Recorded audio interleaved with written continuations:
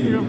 The whole point of the reason that I bring that up is because you can imagine over 25 years of being here at AMAN. We're super excited here at Morning Cars to be here. Also with the help of Media Labs, who's over here to my left. Make sure that if you have questions, especially about innovation and how they can help you in your business, you can visit them over here, and also check us out at the podcast page that is brought to you by Media Labs as well. Now, 25 years of innovation changes, and as you can see, we are here at the Win, first time being here, and there's a lot of activity going. Here's my challenge to you during your time while you're here at NAMAD. We all are wearing name badges. We all have our information right on our chest. I know you're looking at me saying, but you don't have yours on. It's because I'm on stage.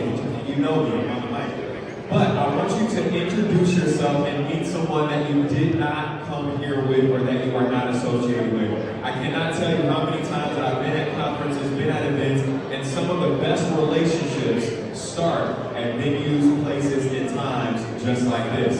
So that's my challenge to you. Make sure that while you're here, you meet somebody, get contact information, and exchange information, because you never know how that relationship can grow, especially looking back 25 years ago and all the changes that happened in the industry.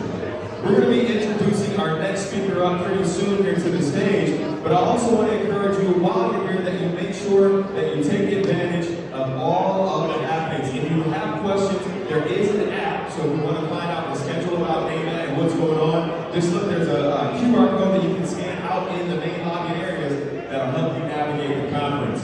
Now, it's time for us to go ahead and welcome up our next speaker to our small stage. So like before, I want you to do me a favor. I want you to give him not a medium round of applause, not a large round of applause, but I want you to give him a huge round of applause. So do me a favor and help me welcome up DJ Sardana, who is the National Sales Engineer for C4 Analytics. Let me hear that large, huge round of applause for DJ.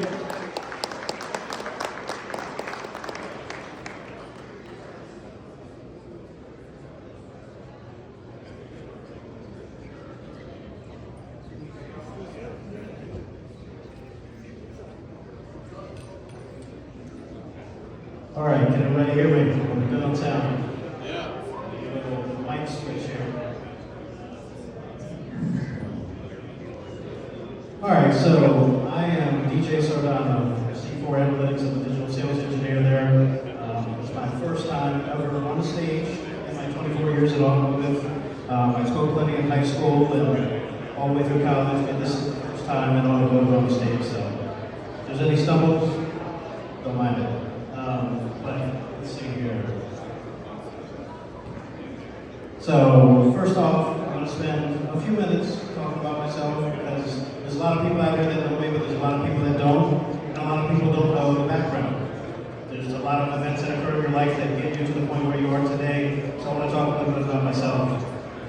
First off, I'm a father to twin daughters. I have twin 9-year-old girls.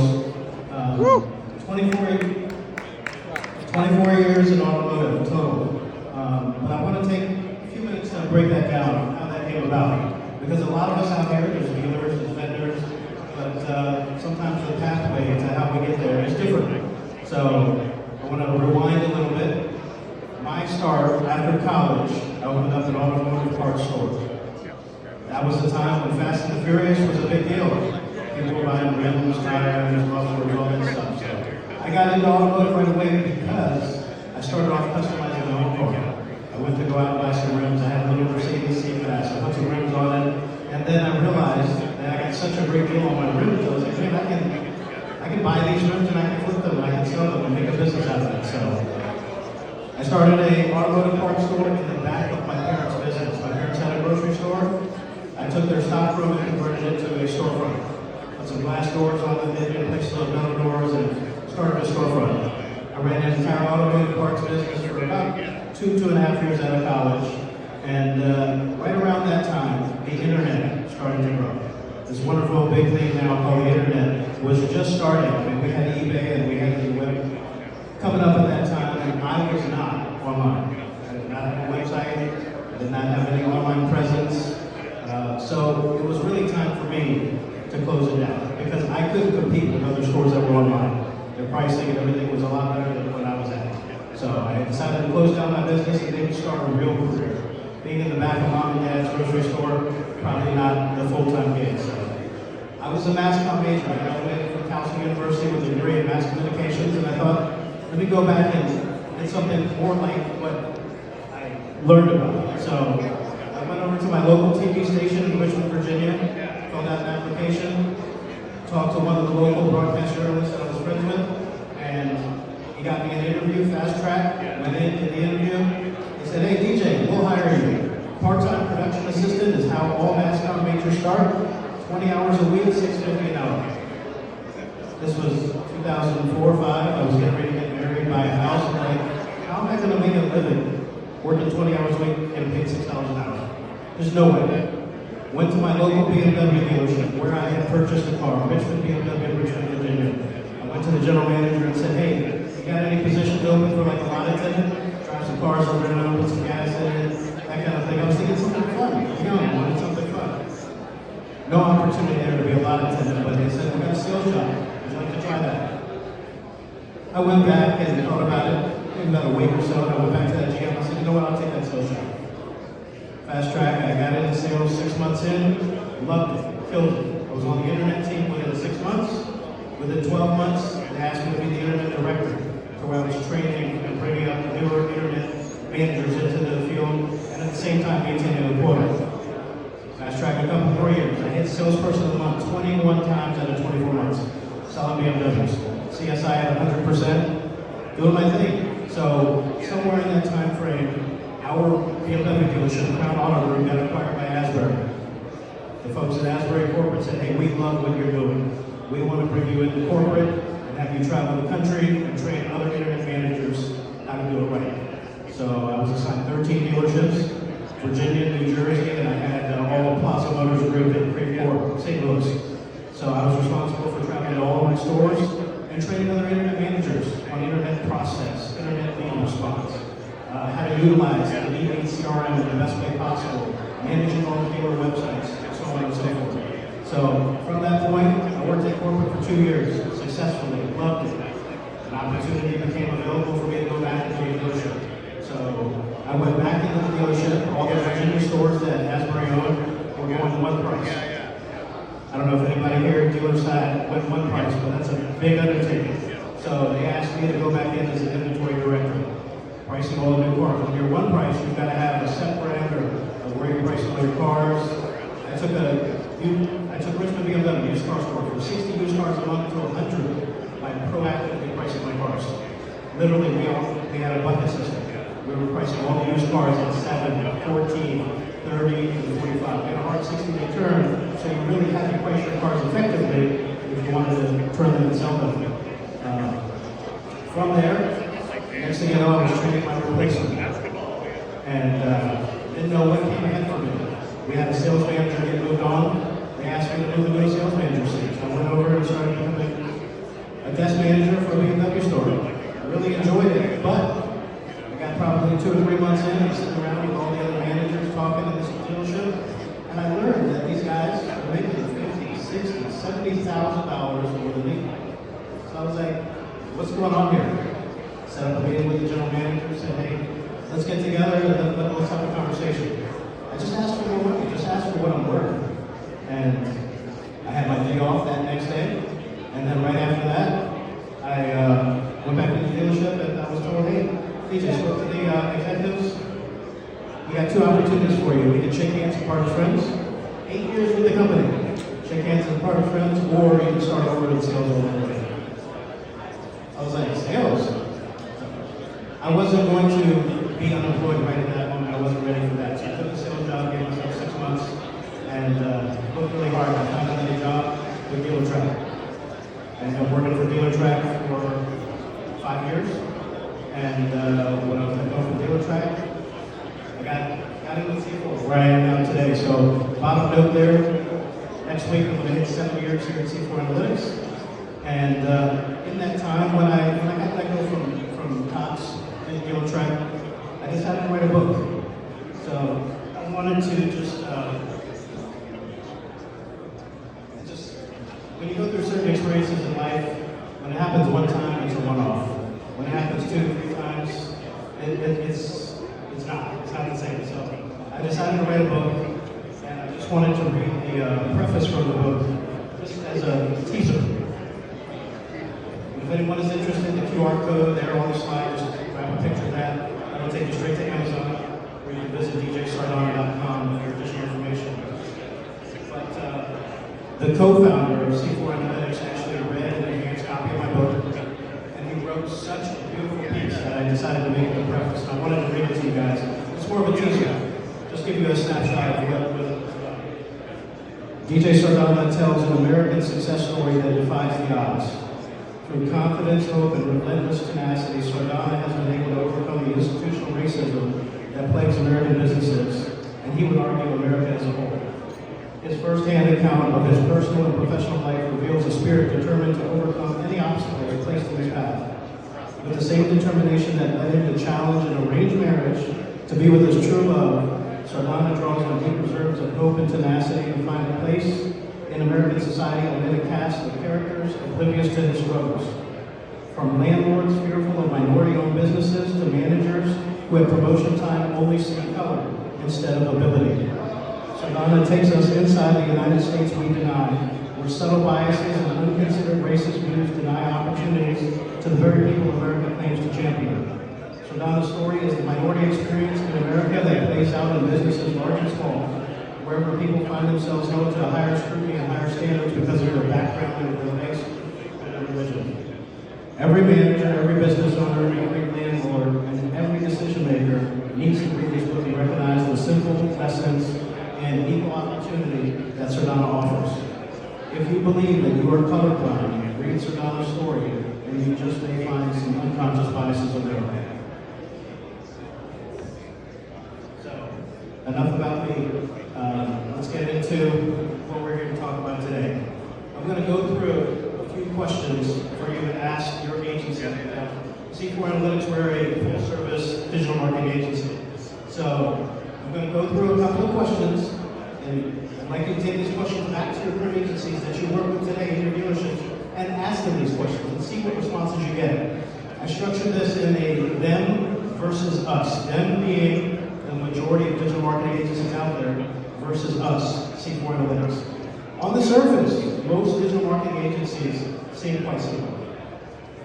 And when you go back to your agencies and you ask these questions, if you don't like the answers you get, then it may be time for us to have a conversation. Maybe it's that time for you to make a change. So the first one I want to ask, or the first one I want to have you ask your agency, how many accounts or dealers does your current account manager have? So let's start with them. Them being most of the other companies. 24 years in automotive, I worked at DealerTrack, I have knowledge of dealer.com, I've seen a lot of these other companies out there. A lot of account managers out there seem to average 60 to 90 dealers. Let's be real. I'm talking to you and 79 other dealerships. Can we really develop a relationship? Can I really get to know you? Get to know what you do on the weekends, what you do in the evenings, build a relationship. This business is a relationship business. Without relationships, we have nothing. So if I'm talking to 90 people, there's 22 some work days in a month, how much time do you really get? How much time can she give you? Her company may only have one certified Google individual. A lot of these companies, they have one person at the very top that's Google certified, and then all the rest of the knowledge goes down. We have over 100 certified Google individuals at C4. So going to us, at C4, we top out our account managers at 10. 10 rooftops per account manager. Really gives you a chance to have a relationship with the people that you're working with. All of our account managers, like I said, are experienced people, Google certified, all the different disciplines of Google. It becomes a very high-touch, white glove experience. We're meeting with you often. So, segues into the next part here. How often do you have a scheduled call with your marketing agency? Ask yourself that now. A lot of you are dealers here. How often do you meet with your account manager? Let's start with them. Typically, this is so typical. I've heard it over all the years. Monthly call. Hey, every month at the beginning of the month, we'll have that call. We'll talk about what our current promotions are this month, what are the deals, the rebates, the incentives, lease payment. Sometimes it's less than that. I literally take Zoom calls and in-person meetings with dealers every week. And I had a dealer last week tell me, DJ, it's probably been 2 months since I talked to my agency. I think I only really call them if something's broken. But then you become disconnected. What's the point in marketing if you don't know what's happening? So, with us, weekly calls is the minimum. That is our standard. Once a week for an hour. You tell our team, hey, I want to meet with you guys every Wednesday at 3 o'clock. Great. When Wednesday comes around, you're going to get an agenda in your inbox that morning. We're going to have a conversation. In that conversation, we're going to be talking about sales, strategy, looking at your Google Analytics, looking at all your budget and reporting, make sure we're pacing good. There's one thing I didn't include on here that's super important, and I know for a fact from, again, being in the business a long time. How often do you send your OEM reports to your agency? Anybody here, do you send OEM reports to your agency? We want you to send us everything the manufacturer sends you so we can incorporate it in your digital strategy so we can make better decisions of when to get in front of her at the right time, with the right messaging, and at the right cost to you. We want you to send us your pump in, your pump out, your sales bicycle, your market master data. We want to incorporate as much as we can in order to make better decisions. On average, across 700 dealers, we see dealers about 31% on average on their ad spend. Some dealers see a higher, some dealers see a lower, but you only get that when you make smarter decisions. Question 3. Do I pay the ad agencies or the ad networks directly? How do you pay for your ad spend? Them. Most companies want you to give them your ad spend. Hey, your ad budget's $10,000. Just give it to me. I'll put it in my pocket. Trust me, I'll spend it all efficiently. The problem there is you can't unbake the cake. If you're trying to unbake the cake and find out where all your dollars are spent, you can't see what's effectively spent. What happens if you don't use all your money? Agency says, hey, your budget's 10 grand, give it to me. Come to find out somewhere you realize, oh, we only spent about $8,400. So what happens to that other $1,600? Do you get refunds? How often does your agency say, hey, here's $1,600 back, we didn't use it all? It doesn't happen. I've heard some unfortunate stories with some colleagues who worked at other agencies where they say, hey, at the end of the month, I got $1,500, $2 grand left over. Let's just put it somewhere. They don't get money back. They just put it somewhere. It might not be beneficial to your business, but they find some place to put it. Us, you pay your ad networks directly. This is mandatory. This is how we maintain transparency for our dealers. We take your credit card number, it goes on file to Google, to Meta, to Microsoft. That way, you only get charged for what you use. If you budget for 10 grand, you only spend 80 to 100, guess what?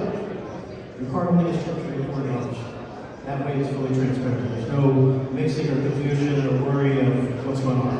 So, I only gave you 3 questions to ask your agency. I've got a long list of them. After the show, after this meeting, sometime this week, come grab me, look for me, American flag shoes, sometimes they light up.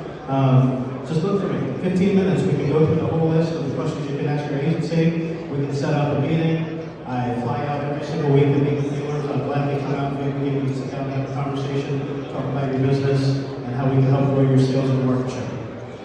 So, lastly, if you'd like to scan the QR code here, it'll take you to my LinkedIn. I'm on LinkedIn, pretty avid. I think I posted 4 times yesterday. But my email address, cell phone number, email address, everything's right there. So, thanks for your time, everyone. All right, ladies and gentlemen, let's give PJ a big round of applause. PJ and I had an opportunity to sit down yesterday at our podcast stage, so a great conversation, great to see you again. And you are correct, the shoes do light up. I can verify for that. When I seen you yesterday, they were on light up mode. So again, great job. Thank you once again, PJ. Appreciate you. Definitely appreciate the time. It's a big step. He said it was his first time, and you crushed it. Great job. Definitely looking forward to more to come. All right, so just so you know.